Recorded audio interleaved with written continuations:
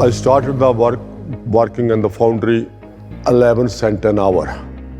We grew up in a bit of a harder fashion. And at the age of 46, we moved to Canada for a better life.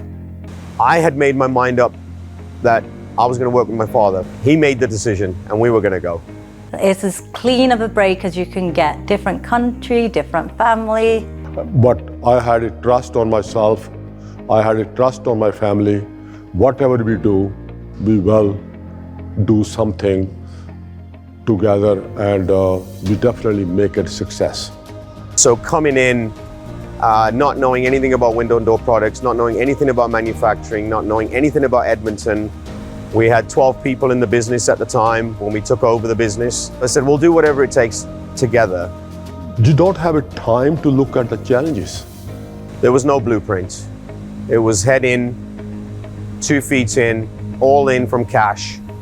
There was no opportunity to fail. The risk wasn't for me only. The risk was for my family. There's not a job that I hadn't done at the time, and you did what it took. There was many dark moments. We really thought we were done.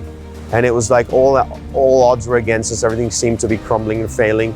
And that's when we started to really make a big turn. We saw future growth. We saw an opportunity. We took a risk. I'm still taking the risk, even that at 76 years old.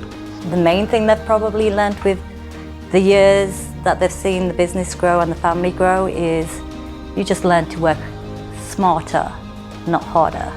We used to go into work with my dad on a Sunday while he was doing work, and we would just hang out around the showroom. I see them work so hard, and it shows that nothing is easy, like nothing comes easily. Family is everything.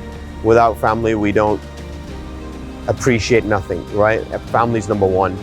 And when I say family, it's not just our own 4 or 5 people. It's 700 people. And that's my biggest worry sometimes is I never want to get too big for the organization where we lose the respect of individuals and they become a number on their back versus being part of a 700-person family village.